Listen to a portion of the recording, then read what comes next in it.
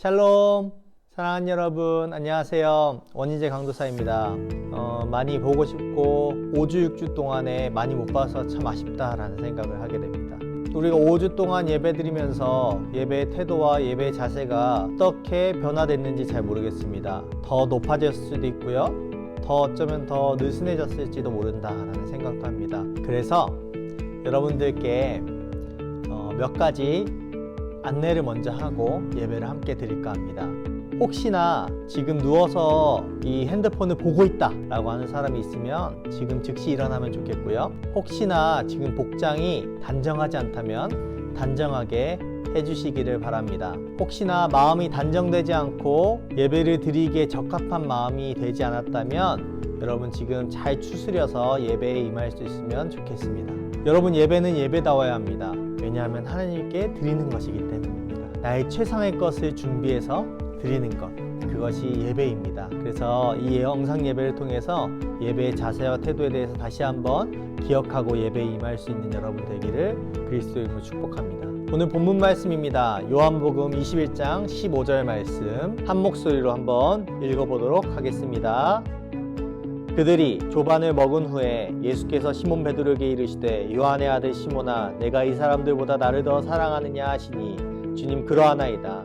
내가 주님을 사랑한 줄 주님께서 아시나이다. 이르시되 내 어린 양을 먹이라 하시고. 아멘. 오늘 예수를 만나다 네 번째 시간, 베드로에 대한 이야기를 하려고 합니다. 베드로의 일생을 통해서 하나님의 신실하신 사랑이 한 사람을 어떻게 바꾸어가는가 확인하는 귀한 시간 되면 좋겠습니다. 그리고 여러분도 그 신실한 사랑에 변화되어서 하나님의 뜻을 쫓아 살아가는 그런 여러분 될 수 있기를 축복합니다. 그러기 위해서는 베드로가 누구인가 먼저 알아야 되겠죠. 제가 준비한 영상 속 영상을 함께 보고 다시 말씀을 이어나가도록 하겠습니다.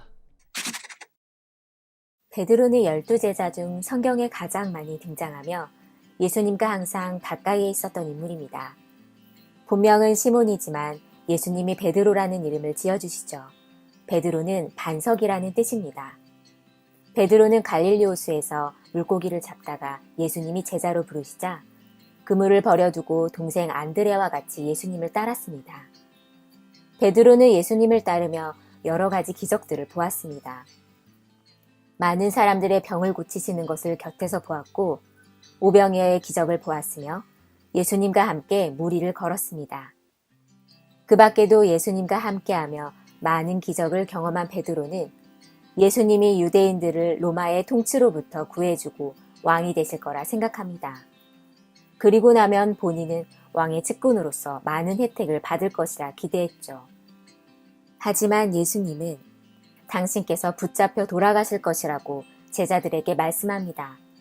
그때 베드로는 예수님을 붙잡으며 말렸고 다른 제자들도 그 말씀을 쉽게 받아들이지 못했습니다.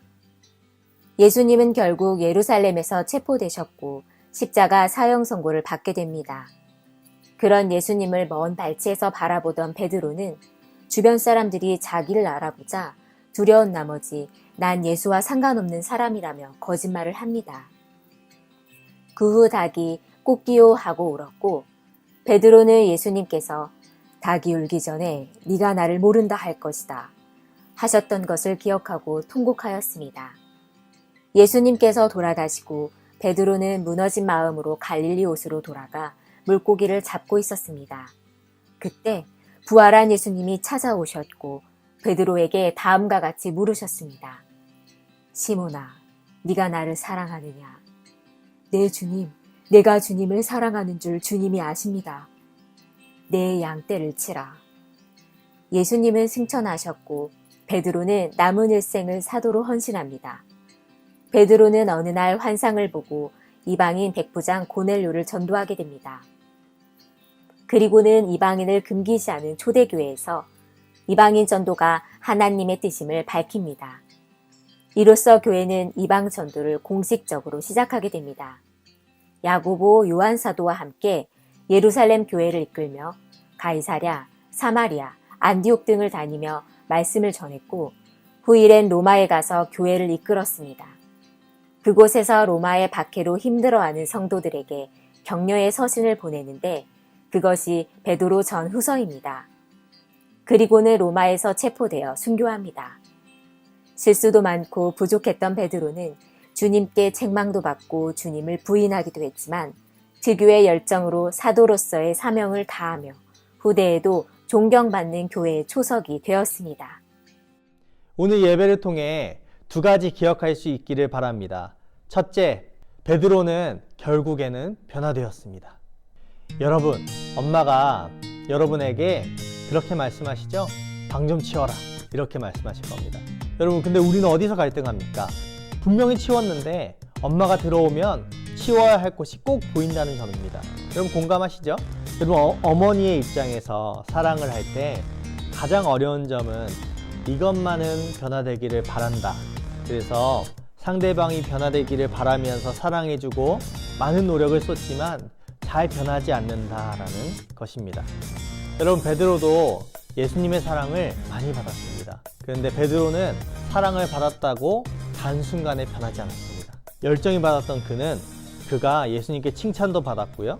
혼나기도 했고요. 그리고 배신도 하게 됩니다. 마태복음 16장 16절 17절 말씀. 시몬 베드로가 대답하여 이르되 주는 그리스도시요 살아계신 하나님의 아들이시니이다. 예수께서 대답하여 이르시되 바요나 시몬아 내가 복이 있도다. 이를 내게 알게 하니는 혈육이 아니요 하늘에 계신 내 아버지시니라. 아멘. 베드로는 예수님께 칭찬받을 행동을 하게 됩니다. 그런데 그 이후에 또 혼나기도 합니다. 예수님은 반드시 고난을 받고 배척을 받아 죽임을 당해야 한다고 제자들을 가르칩니다. 그런데 그 가운데 베드로가 바로 항변을 하게 되죠. 그리고 예수님께서 사탄아 떠나가라 라고 이야기도 하십니다. 또 어떻습니까?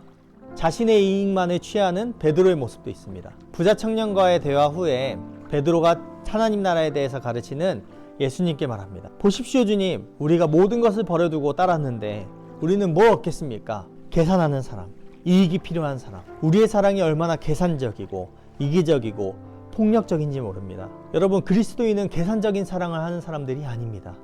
사랑하는 여러분, 베드로를 보면서 무슨 생각이 드십니까? 내가 하나님을 대하는 방법이 잘못된 건 아닐까?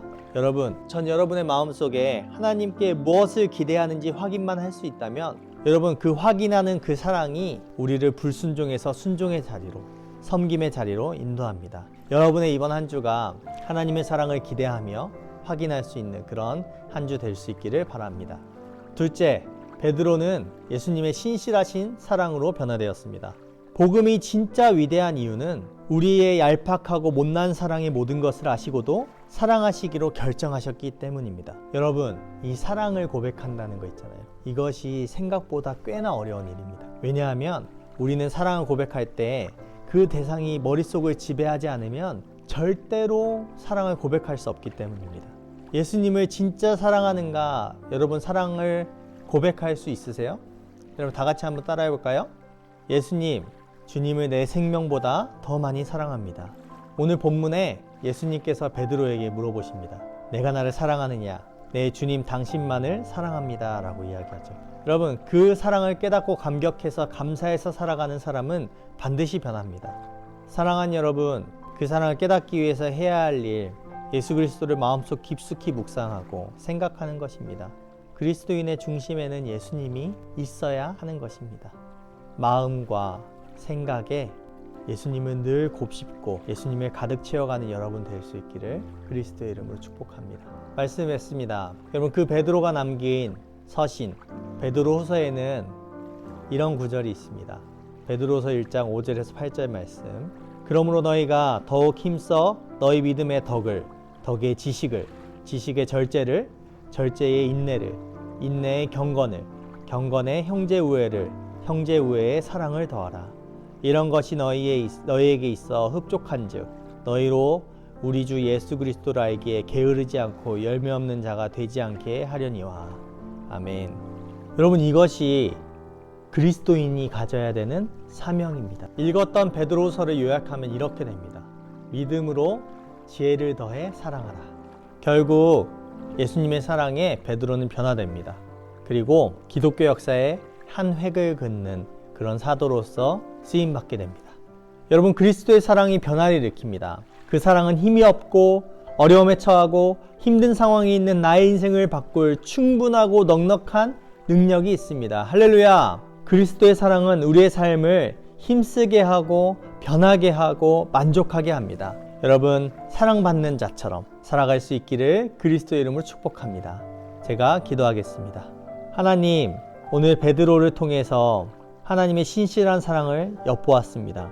실수가 많았고 좌충우돌해 칭찬받은 일도 했지만 여전히 칭찬받으면서도 자신의 이익을 탐했던 하나님, 그런 베드로의 모습을 하나님의 신실한 사랑으로 덮으시고 가꾸어 가시고 성화시켜 주셔서 하나님의 사람으로 쓰임받게 하시니 감사합니다. 하나님, 이 사순절의 기간에 하나님을 더욱더 높이고 찬양하는 것에도 바빠야 하는 우리가 항상 우리의 힘이 없고 어려움에 처했고 힘든 상황에서 항상 어려워하는 우리의 인생을 보게 됩니다. 그리스도의 사랑이 변화를 일으킴을 믿고 나의 인생을 바꾸실 충분하고 넉넉한 능력과 사랑이 있는 줄 믿습니다. 하나님, 그리스도의 사랑으로 우리의 삶을 더욱더 하나님 보시기에 아름답게 가꾸어 나가게 하시고 변하게 하시고 자족하는 인생 될 수 있도록 은혜를 더하여 주시옵소서. 하나님, 기뻐 받으실 만한 인생의 모습이 되길 소원하고 나의 이익만 탐하는 자가 아니라 하나님의 사명을 쫓아 살아가는 그런 아이들 될 수 있도록, 그런 선생님들 될 수 있도록 은혜를 더하여 주시옵소서. 하나님 기뻐하시는 삶에 우리가 마음껏 쓰임받는 인생 되기를 원합니다. 감사합니다. 예수님의 이름으로 기도드립니다. 아멘. 우리 주기도문으로 예배를 마치도록 하겠습니다. 하늘에 계신 우리 아버지여, 이름이 거룩히 여김을 받으시오며 나라에 임하옵시며 뜻이 하늘에서 이룬 것 같이 땅에서도 이루어지이다. 오늘날 우리에게 일용할 양식을 주옵시고 우리가 우리에게 죄지은 자를 사하여 준 것 같이 우리 죄를 사하여 주옵시고 우리를 시험에 들게 하지 마옵시고 다만 악에서 구하옵소서. 대개 나라와 권세와 영광이 아버지께 영원히 있사옵나이다. 아멘. 사랑하는 여러분, 이번 한 주도 하나님 안에서 행복하고 복된 삶, 무엇보다 하나님의 신실한 사랑을 마음껏 누리며 살아가는 그런 여러분 될 수 있기를 그리스도의 이름으로 축복합니다. 다음 주에 꼭 웃는 얼굴로 볼 수 있기를 원합니다. 안녕.